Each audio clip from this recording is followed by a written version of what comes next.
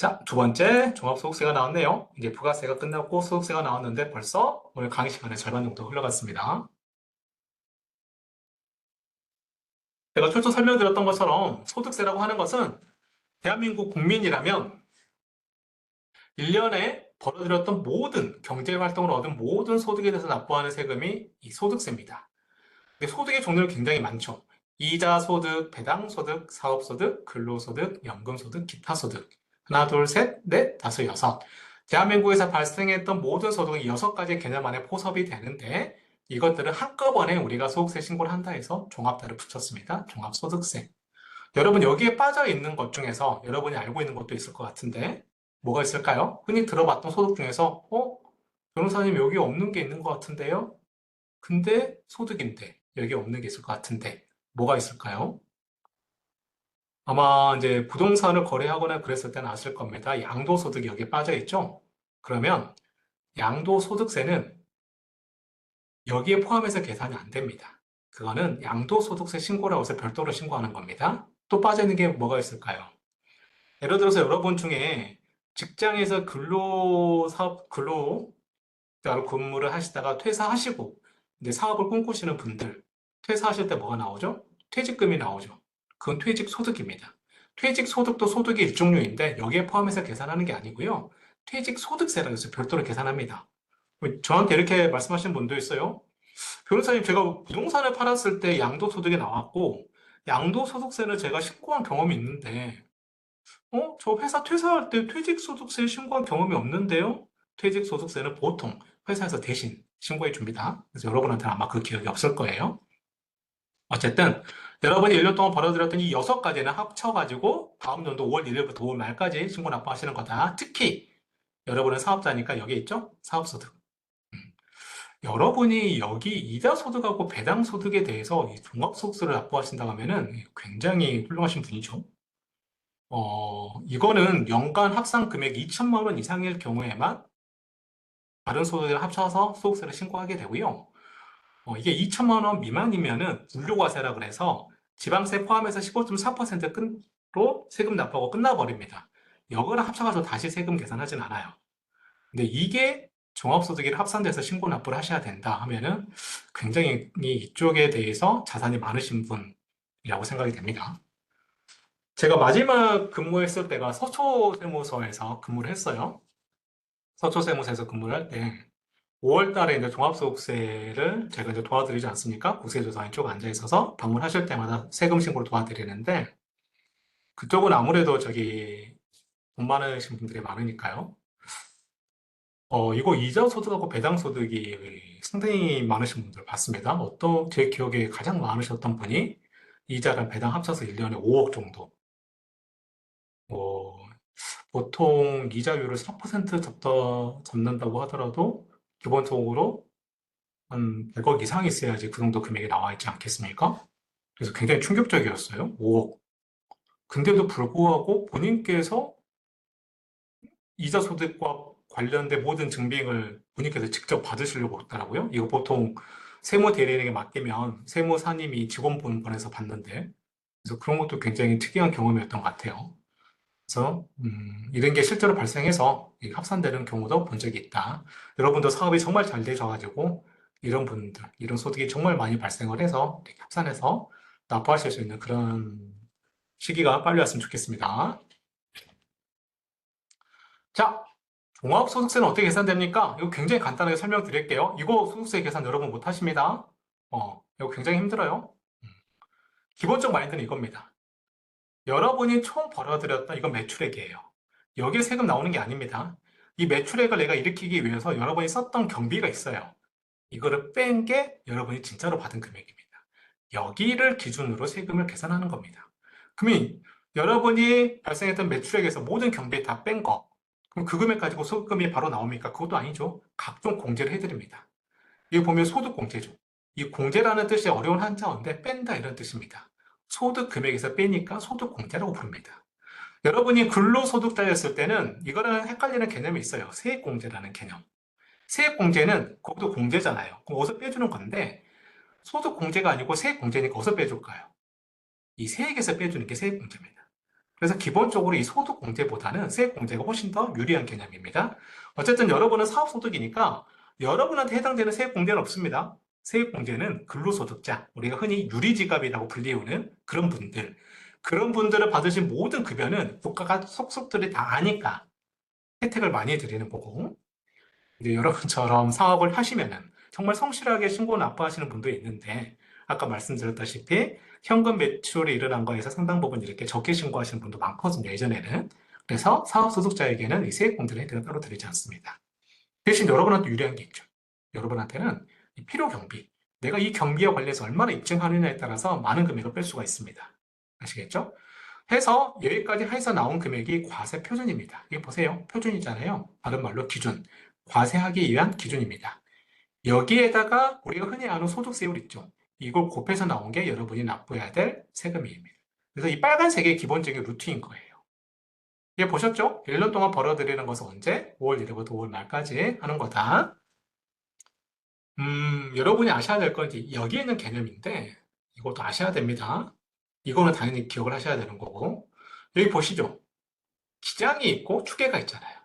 기장은 뭐냐면 우리가 알고 있는 그 기장이라는 단어입니다. 여러분이 세무대리인을 고용을 해서 그러면 세무대리, 세무사님이나 회계사님이 장부에 뭔가를 작성을 하시잖아요. 여러분들을 위해서. 그게 기장한다라고 합니다. 이 기장도 두 가지가 있습니다. 복식부기가 있고 간편장부가 있습니다. 이거 단어도 어려우실 거예요. 복식부기하고 단식부기라고 있는데 음, 여기까지는 좀 아실 필요는 없을 것 같아요. 이거는 복식부기는 일반 대기업도 삼성전자나 현대자동차 같은 회사들도 이 기장을 할 거잖아요. 그것도 일종의 사업장이니까 자동차 판매했을 때 매출액 잡고 자동차를 생산하기 위해서 들었던 경비들은 매입액으로 자꾸 뭐 이렇게 기장을 할 건데 이 대기업체들이 하는 이 법인 사업자들이 하는 이 굉장히 까다로운 그 회계 처리하는 방식이 있는데 이게 복식부기입니다. 이렇게 하시는 분도 있고 간편장 뭐 간단하게 하시는 거 있습니다. 우리 흔히 용돈기입장 쓰는 것처럼 가계부 쓰는 것처럼 이게 간편장부입니다. 그래서 기장 여러분이 나는 이 사업을 하면서 기장을 하면서 할 거야. 물론 세무 대리인에게 맡길 건데 그런 세무사님이 보통 이렇게 하실 겁니다. 복식부기로. 근데 이렇게 하시는 분도 있어요. 나는 꼼꼼한 사람이야. 내가 사업체를 하면서 굳이 세무사님 고용할 필요가 있어? 내가 직접 하면 되지? 그런 분들은 이렇게 간편장부를 이용해서 하셔도 됩니다.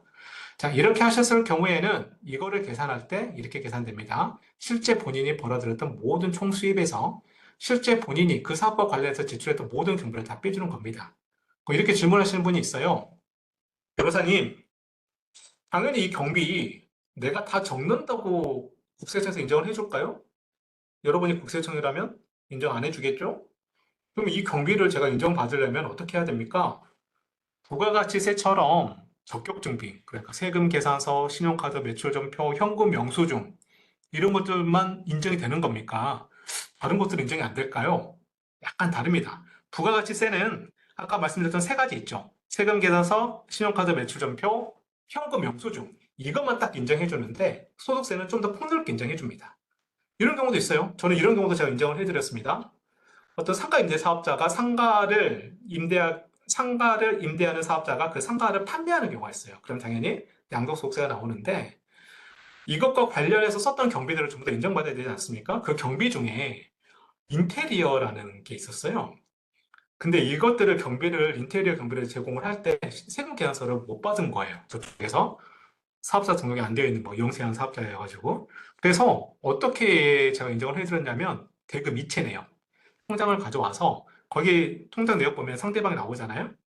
그리고 상대방이 확인이 돼. 그리고 금액도 찍혀져 있는 게 있어. 저는 그러면 여기 관련된 경비를 인정을 해드렸습니다. 무슨 뜻이냐? 소득세인 경우에는 이 인정받는 경비에 대해서 인정받을 수 있는 증빙이라는 게 상식선에서는 다 인정이 된다. 근데 이건 안 되죠. 거기 종이 영수증 있잖아요. 뭐 여기 하나 그거 갖고 와서 인정을 해달라면 다 인정 안 해주죠. 어디까지 인정해주냐? 대금 이체 내역까지. 뭐 여기까지 저희가 인정을 해드렸던 경험이 있습니다. 이게 기장을 했을 경우는 이렇게 하고요. 아래 보시면 추계가 있습니다. 이 추계는 약자예요. 추정 계산. 무슨 뜻이냐면, 근데 사업을 처음 시작하시거나 이렇게, 매출 규모가 좀 작으신 분들은 이 경비 내역을 일일이 기장을 하기가 쉽지가 않아요. 나는 꼼꼼하지도 않아. 꼼꼼하지도 않아서 세무사로 고용해야 되는데 세무사 고용하려면 매달 기장료를 드려야 돼. 아, 이것도 부담돼. 그렇다고 내가 꼼꼼히 내가 다 장부를 작성할 수도 없어. 그럴 경우에는 이걸 이용하면 됩니다. 이게 무슨 뜻이냐? 내가 경비를 딱 증빙이 다 없고 기록 못했다 하더라도 국가에서 아, 사장님의 1년 동안 벌어들인 매출액 이건 확인되잖아요. 매출액은. 이거 모르신 사장님, 변호사님, 저는 제가 1년 동안 벌어들인 금액이 얼마인지 모르겠는데요. 이러시면 사업하시면 안 됩니다. 그쵸? 사업을 하시려고 하시는 분이 본인 매출액이 얼마인지 모르시면 안 되죠. 이건 다 아셔야 돼요, 사장님께서. 이거를 알려주시면 국가에서 아, 그러면 그 사업하기에 들어갔던 경비는 저희가 추정해서 계산해 줄게요 라고 하는 게 이 추계 계산입니다. 그쵸? 그래서 이 경우에는 세무사님을 고용하실 필요가 없죠. 그리고 이런 장부를 만들지 않아도 돼요. 대신 국가에서 일정 비율을 경비로 인정해 줍니다. 그럼 이 경비를 인정해 줄 때 여기 보이죠? 경비율. 이게 기본적인 원칙입니다. 매출액에서 일정 경비율을 곱해줘가지고 이거를 경비로 저희가 봐줄게 이런 개념인 건데 아래 보시는 것처럼 기준 경비율이라는 게 있어요. 뭐냐? 매출 규모가 좀 크다. 그럼 국가에서 어떻게 생각하냐면 아니 이 정도 매출액이면 세무사님을 고용해서 이 기장을 하시든지 아니면 사장님이 직접 간편정보를 작성해서 하셔야지 매출액이 이렇게 큰데도 불구하고 이거를 안 했다고 이런 걸 안 했다고? 그러면서 국가한테 경비 인정을 해달라고? 그러면 저희가 기준 경비율이라고 해서 굉장히 적은 금액만 인정을 해드립니다. 단순 경비율은 경비율이 커요. 비율이 커요. 예를 들어 70%가 단순 경비율이라면 내가 1년 매출액 1억이다. 그러면 7천만 원에 대한 경비는 내가 증빙이 하나도 없어도 국가가 다 인정을 해줍니다. 단순 경비율이 큽니다. 기준 경비율은 굉장히 작습니다. 그리고 이 경비율은 업종마다 다 달라요. 아시겠죠? 그래서 소득세 신고할 때는 이런 개념이다. 본인께서 기장을 하시거나 기장을 안 하면 이런 신고 방식으로 신고가 된다. 이걸 꼭 기억하셔야 됩니다. 자, 제가 아까 말씀드렸죠? 어려움. 그러니까 일반 법인체도 사용하는 복식부기라는 회계 처리 말고 저는 꼼꼼한 성격이고 제가 직접 할 수 있어요 라고 하시는 분들은 간편장부를 작성을 하는데 뒤에다 작성하실 게 이거예요. 이거 굉장히 어려운 게 아닙니다. 사장님 1년 동안 벌어들인 매출액 얼마예요? 하면 매출 여기다 적는 거고요. 그 다음에 이거 매출 원가는 이제 물건을 사서 파는 경우 그럼 제 기초 재고가 얼마였고 1년에 매입하신 금액이 얼마고 기말에 갖고 있는 재고가 얼마인가를 적으면은 매출 원가 개념이 나옵니다. 뭐 이렇게 이것들은 보면은 본인께 다 기입하실 수 있는 거예요. 이렇게 작성해서 이 경비 합계를 다 적은 다음에 그러면 이제 총 수입에서 필요 경비 뺐으니까 소득 금액이 나오잖아요. 이거 가지고 이제 세금 계산을 하시는 겁니다. 그럼 이런 생각 하실 수 있어요. 변호사님, 이것만 제출하면 된다고요? 이거 너무 쉬운데? 그러면은 여기 뭐 예를 들어서 접대비 이거 저는 사업하면서 1,000만 원밖에 안 나오는데 제가 예를 들어서 일단 1,500이라고 적으면 국가에서 1,500을 인정을 해주는 건가요? 라고 질문하실 수 있겠죠? 저희가 이게 이상하게 작성이 되어 있으면 어, 이거를 소명하라고 요청을 보냅니다. 사장님, 접대비 1,500만 원 기입하셨는데 이 증빙 다 제출하세요 하면은 여러분이 접대비에 지출했던 증빙을 다 제출하셔야 됩니다. 어떤 증빙이 있을까요? 보통 신용카드로 결제하시니까 신용카드 매출표들 다 가져오셔야 돼요. 1,500에 맞춰서. 이거 함부로 적으시면 안 돼요. 여기서 적으시는 숫자는 백데이터가 다 있어야 됩니다. 과세관청에서 언제든지 요구할 수 있으니까. 아시겠죠? 이 적는 방법이 쉬울 뿐이지 이거를 가짜로 적을 수 있다 이런 건 아닙니다. 간편장부. 적는 방법만 쉬울 뿐이다. 백데이터는 다 있어야 된다고 설명드렸습니다. 복식북이 제가 아까 설명드렸죠? 복식북이 굉장히 어려운 회계처리인데 이 복식북이를 하면은 손익계산서라는 양식도 나오고 재무상태표, 대타대조표, 옛날 말로는 대타대조표라고 했죠. 이런 것도 다 작성이 됩니다. 이것들은 누가 해주냐? 세무사님이 해주시는 거예요. 그래서 여러분이 기장료를 드리는 거고요. 이것들은 여러분이 하실 수 없습니다. 힘듭니다. 자, 간편장부하고 복식부기의 차이점은 이거예요. 이거 그냥 이런 개념이다라고 생각하시면 되고, 복식부기는 차변하고 대변에 각각 기입을 하도록 되어 있습니다. 회계 처리 방식입니다. 이거 어려워요. 회계학을 공부하셔야지 할 수 있습니다. 간편장부는 이거 그냥 용돈 기입장, 가계부 쓰는 거랑 똑같습니다. 판매 금액 얼마, 내가 썼던 비용, 이렇게 쓰는 게 간편장부죠. 다른 말로 단식부기라고 하고요. 이런 게 있다라고만 생각하시면 됩니다. 자, 그러면, 음, 변호사님, 아까 비장 그러니까 장부를 작성해서 내가 소득세 신고를 하겠다면은 이렇게 복식부기랑 간편장부 대상자가 있었고, 정보 작성 안 하고 추정해서 할게요라면은 기존 경비율하고 단순 경비율을 제가 이용할 수 있다고 했는데, 아까 설명드렸던 이 추정부터 다시 한번 추계 신고부터 설명을 드릴게요. 단순 경비율이 훨씬 더 유리하다고 그랬죠. 영세한 사업자. 근데 매출액이 일정 금액 이상이면서도 장부를 작성 안 했다. 그러면 경비율을 적게 인정해줍니다. 이게 기존 경비율 대상자. 제가 업종별로 다 다르다고 그랬어요. 여러분이 흔히 하시는 도소매업 같은 경우에는 1년 매출액이 6천만 원 미만이면은 단순 경비를 적용받는데 6천만 원 넘는다. 그러면 당연히 기준 경비를 적용받습니다. 이 비율이 훨씬 더 적습니다. 음식점업이다. 1년 동안 발생했던 매출액이 3,600만 원 미만이면 단순 경비를 적용받는데 이거 이상이다. 그러면 기준 경비를 적용받죠. 부동산 임대업 마찬가지 개념입니다. 이 금액이 생각보다 작습니다, 여러분. 그래서 웬만해서는 전부 다 기존 경비율로 들어가 버려요. 그리고 기존 경비율은 경비율 자체가 적게 나오기 때문에 오히려 기장을 해서 경비 인정을 훨씬 더 유리하게 받는 게 유리할 수도 있습니다. 그래서 이걸 잘 보세요. 내 1년 매출액이 이거보다 작다 하면은 세무사님 고용 안 하고 추계로 신고하셔도 됩니다. 근데 이 금액 이상이 나면은 이렇게 계산하면 소득세가 너무 많이 나오니까 이걸 이용하시는 게 편할 겁니다. 자, 그러면 아까 변호사님이 말씀했던 것처럼 장부를 작성하더라도 어렵게 하는 이 복식부기가 있고 쉽게 하는 간편장부가 있는데 그러면 저는 꼼꼼한 성격이니까 언제든지 간편장부 할 수 있습니까? 라고 물어보신다면 이것도 기준이 있습니다. 그래서 이 금액 이상은 강제로 무조건 복식부기를 해라. 근데 보통 사장님 이거 못 하시죠? 무슨 뜻이냐면 세무 대리인을 고용을 해라 이런 뜻이죠. 그리고 세무사라는 전문적인 지식을 갖고 있는 분의 도움을 받아서 정확하게 계산을 해라 이런 의미인 거죠. 이 금액 이하이면은 꼼꼼하신 분이라면 여러분이 직접 하셔도 된다 이런 의미입니다. 그래서 본인이 발생했던 여기 매출액은 여기 보시는 것처럼 직전 연도 매출액입니다. 여러분은 신규 사업자잖아요. 신규 사업자는 이게 금액이 없잖아요. 그럼 어떻게 해야 될까요? 추계 신고가 된다는 거죠. 음. 쉬는 시간에 다이렉트 메시지요? 네, 이거 쉬는 시간 제가 확인해 볼게요. 자, 우선은 52분이니까 여기까지만 하고, 그럼 10분 쉬었다가 마지막 진행하도록 하겠습니다. 그래서 이 기준 금액이 있으니까 이 직전 연도 수익 금액입니다. 소득세 신고는 언제 하시죠? 올해 여러분이 개업을 올해 하셨다. 그럼 올해 벌어들였던 거는 내년 5월 달에 신고를 하시니까 올해 1년 동안 벌어들였던 금액을 쭉 봐서 매출액이 각 업종별로 여기에 해당된다 하면은 마음 편하시게 소득세 신고하시면 되고요. 이 금액을 넘을 것 같다. 예상을 먼저 해보세요. 아마 사업 예상하시고 사업 개업하셨으니까요. 이 금액 이상일 것 같다 하면은 여기로 가셔서 세무대리인을 고용하시는 방법도 방법이 될 수 있습니다. 여기 보시죠. 어떤 사장님은 이 정도 매출액밖에 안 되는데 세무사님을 고용하셔서 이렇게 신고하셨어요. 그럼 국가에서는 아, 고생하셨습니다 해서 세액의 20%를 세액공제. 세액공제, 이거 좋은 뜻이라 그랬죠? 최종적으로 나오는 세액에서 직접 금액을 빼주는 겁니다. 이 혜택을 드리는 겁니다. 근데 이 금액에 해당되는 사업장이 어, 이렇게 추계 신고를 하셨다. 그러면 기장하지 않은 거에 대해서 가산세가 나옵니다.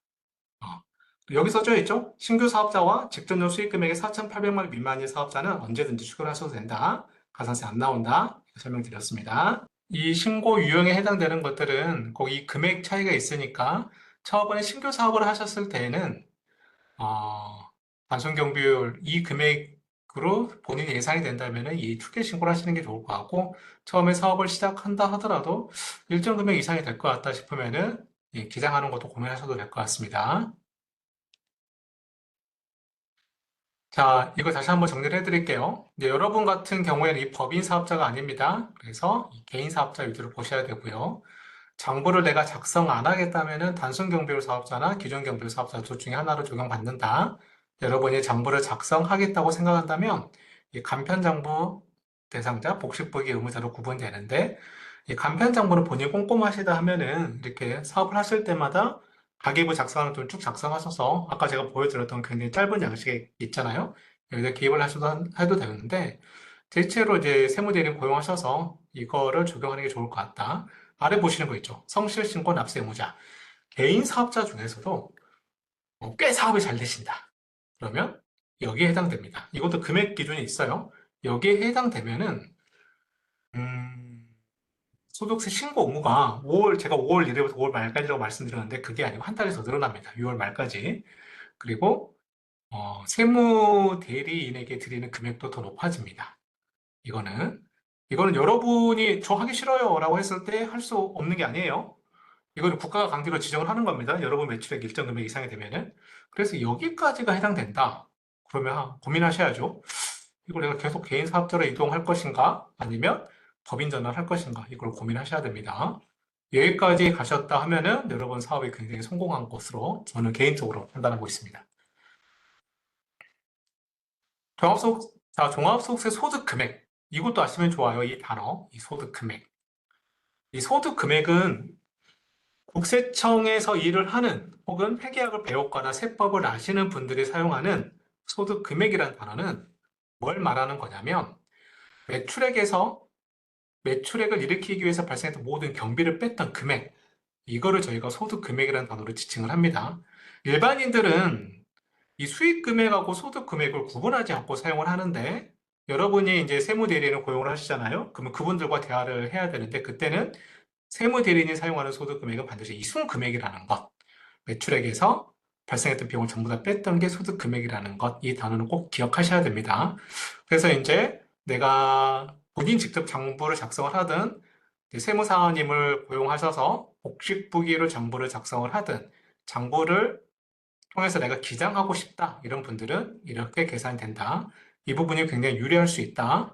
내가 실제 경비율보다 더 많은 경비가 있을 경우에는 이것들을 다 추려가지고 다 경비 인정받아서 이것들을 낮출 수 있다. 이게 낮춰지면은 결국은 세금도 낮아지는 것이니까요. 자, 근데 내가 장부를 작성 안 하겠다면 제가 말씀드렸죠? 추계 계산이라고 해서 추계 신고라고 해서 이 경비율을 적용받는다고 말씀드렸네요. 이 단순 경비율 적용 대상자는 굉장히 유리한 제도입니다. 이거 굉장히 편해요. 세무사로 고용 안 하니까 기장료도 들을 필요도 없고요. 단순 경비율이 생각보다 높습니다. 그래서 본인이, 본인이 1년 동안 벌었던 매출액에서 높은 경비율을 인정받아서 경비를 뺀 다음에 나와 있는 이 소득 금액이 작게 나오니까 세금이 안 나올 수도 있습니다. 혹은 적게 나오거나. 그래서 이거 적용받는 게 가장 유리하다. 근데 현실적으로 아까도 보셨잖아요. 이 금액 기준이 생각보다 낮다는 것. 기존 경비율은 분리할 수 있습니다. 저도 기존 경비율을 적용해서 신고 처리를, 제가 과세 처벌을 많이 한 적도 있습니다. 여기에 나와 있는 기준 경비율이 생각보다 작습니다. 해서 기존 경비율 적용 대상자는 이 둘 중에서 작은 금액을 저희가 소득금액으로 인정을 하는데 이것들은 여러분이 알 필요가 없어요. 이렇게 계산이 된다는 것만 알고 있고 이게 생각보다 혜택이 그렇게 크진 않다. 이런 개념 정도만 알고 있으면 좋을 것 같습니다. 기존 경비율과 단순 경비율에 대해서 제가 다시 한번 언급을 한 것인데 뭐 큰 의미는 없어 보입니다. 자, 이게 뭐냐면 이것 때문에 제가 설명을 드린 거예요. 자, 매출액에서 세 가지 정도의 주요 경비는 지출이 있으면 전부 다 인정을 해드립니다. 그리고 기존 경비를 이용해서 또 한 번 빼드리는 거니까요. 그래서 이것만 보면, 단순 경비율에 비해서 빼주는 게 이건 두 가지나 있네? 그럼 이게 유리한 거 아닌가? 이렇게 생각하실 수 있는데, 이 기존 경비율이 굉장히 낮아가지고, 이거 하나가 이거 두 개 합친 것보다 훨씬 더 큽니다. 그래서 이게 생각보다 불리할 수 있어요. 여기서 말하는 주요 경비를 하면 이겁니다. 내가 뭔가를 매입을 했다. 혹은 외주 가공을 맡겼다. 혹은 어떤 운반을 했다. 이거 전부 다 증빙이 있어야 돼요. 이거 뭐, 본인 주장한다고 다 인정을 해주는 게 아니고요. 임대료, 임차료. 여러분 같은 경우는 상가를 임차해야 되니까 임차료가 있겠죠. 그 다음에 직원을 고용했을 때 인건비. 이 세 가지 정도는, 여러분이 따로 기장을 안 하더라도 이 증빙만 가져오면 저희가 인정을 해드린다. 이렇게 설명을 드립니다. 근데 생각보다 이게 크진 않아서 고민하셔야 될 것 같아요. 다음에 이제 종합소득세 신고로 한번 볼게요. 앞서 설명드렸던 종합소득세 신고, 종합소득세라고 하는 것은 어떤 식으로 계산된다고 하는 것은 제가 굉장히 간단하게 설명드렸잖아요. 자세하게 설명 안 드렸습니다. 종합소득세를 계산하는 내용이 굉장히 까다롭고 어렵습니다. 여러분이 직접 하실 수가 없어요. 이건 반드시 누군가의 도움을 받아야 됩니다. 그래서 제가 따로 설명을 안 드린 거예요. 설명드릴 의미가 없기 때문에. 그런데도 불구하고 간단하게 설명드렸던 것은 여러분이 설사 누군가에게 부탁을 드리더라도 최소한 이 정도 개념을 알아야 되겠다라는 의미 차원에서 설명을 드린 거고요. 여러분이 더 관심 있게 봐야 되는 것은 이겁니다. 본인께서 종합소득세를 언제 신고 납부를 해야 되는지 이건 꼭 아셔야 돼요. 자, 종합소득세 신고 대상을 제가 앞서 설명드렸죠? 이자소득, 배당소득, 사업소득, 근로소득, 기타소득, 연금소득. 이것들이 발생을 하면 이거 다 합쳐서 종합소득세 신고 납부하는 거다. 꼭 기억하셔야 됩니다. 이런 분도 있어요.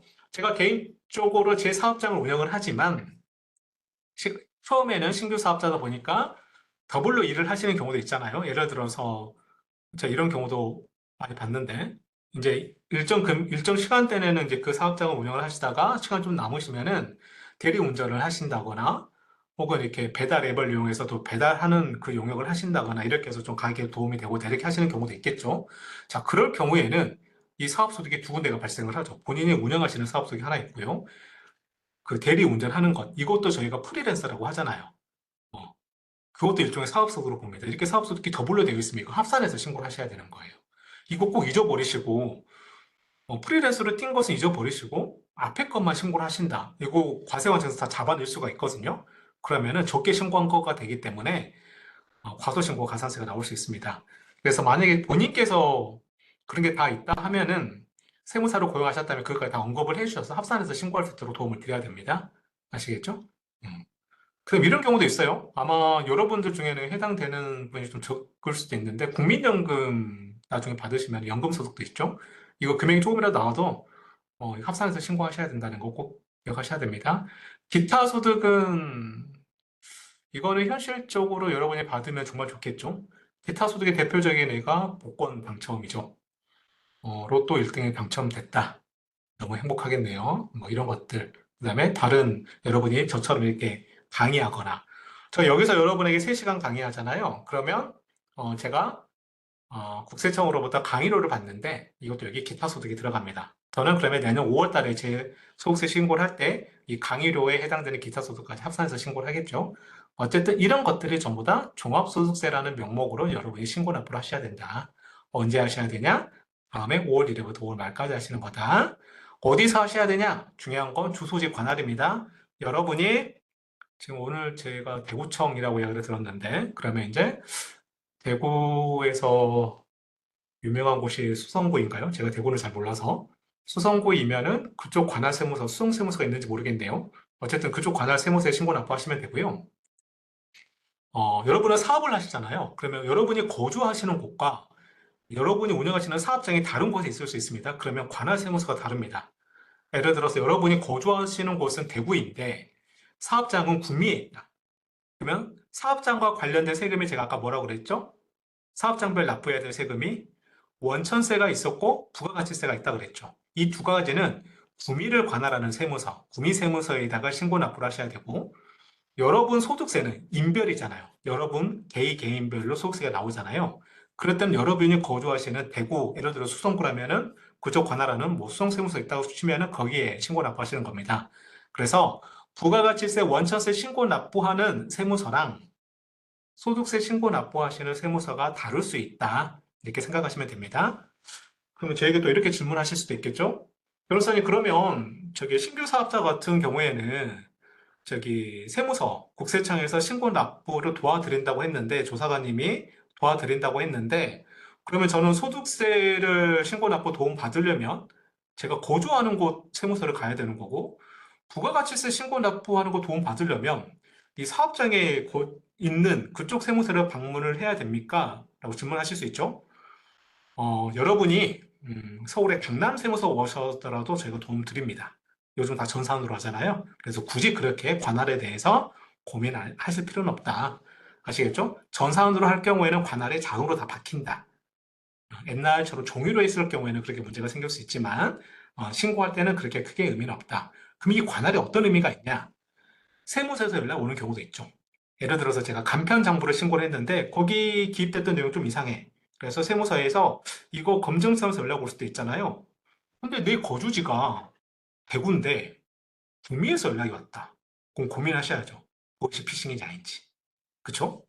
또 이렇게 오해하시면 안 돼요. 내 거주지가 대구고 내 사업장이 구미에 있는데 구미에 있는 세무서에서 부가가치세 관련해서 물어봤다. 그러면은 당연히 물어볼 수가 있는 거죠. 그쪽 관할이니까. 이런 차원에서 관할로 구분해 주셨으면 좋을 것 같다. 이렇게 설명을 드렸습니다. 자, 종합소득세 신고를 안 하면 어떻게 됩니까? 가산세가 많이 나옵니다, 여러분. 자, 당연히 신고 안 했다고 해서 끝나는 거 아니에요. 국세조사관이 여러분이 벌어들였던 소득에 대한 데이터가 잡히면, 우리가 확인할 수 있으면, 그걸 바탕으로 저희가 소득세 계산을 합니다. 여러분에게 납부에 대한 소득세 계산을. 그러면 이제 어떤 분들은 그렇게 생각할 수 있어요. 좋은 거 아니야? 내가 신고 안 해도 국가에서 다 해주는 거네?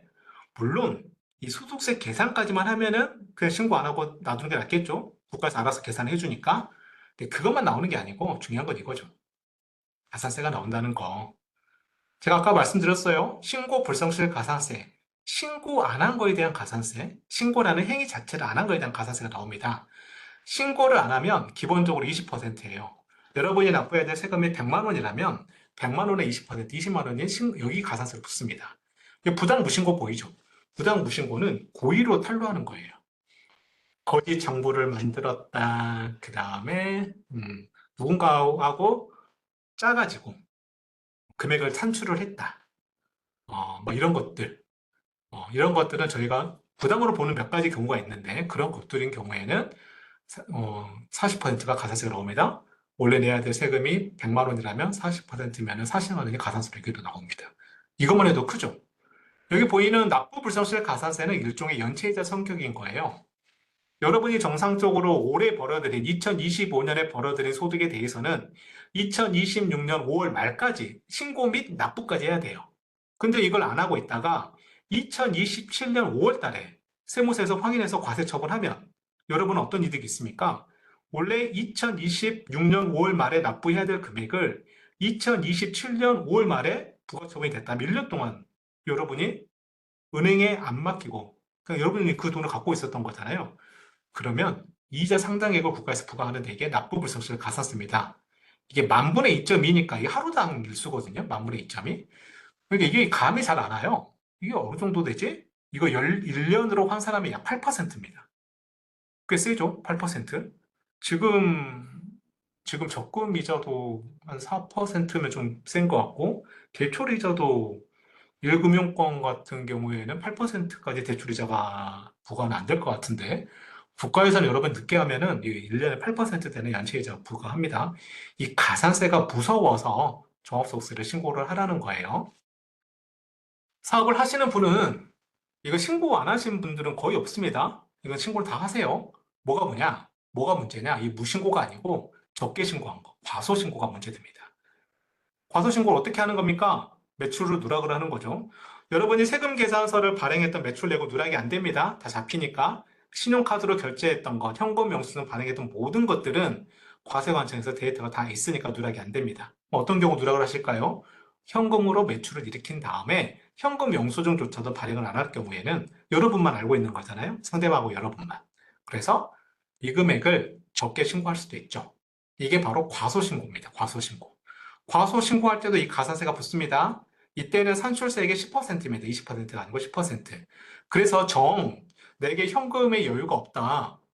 그러면 어차피 내가 지금 납부를 못하니까 신고를 하는 게 무슨 의미가 있지라고 생각을 하실 수 있는데 설사 그렇다 하더라도 신고는 하세요.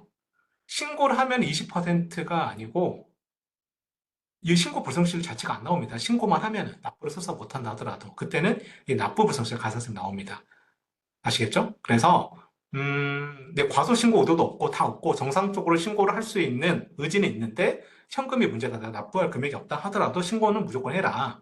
그리고 두 번째, 적게 신고하시면은 그때 가산세 나온다. 이 산출세계 10%. 적게 신고하셨는데 그 방법이 국세청에서 봤을 때 굉장히 부당하다. 허위 장부 만들고 그 국세 공무원이 물어봤을 때 다른 쪽으로 뭐 장부를 이중으로 만들어서 뭐 소명을 하는 이런 식으로 굉장히 고의적이다 하면은 과소 신고를 하더라도 40% 가산세가 나옵니다. 이게 무섭기 때문에 신고를 정상적으로 하라고 말씀을 드리는 겁니다.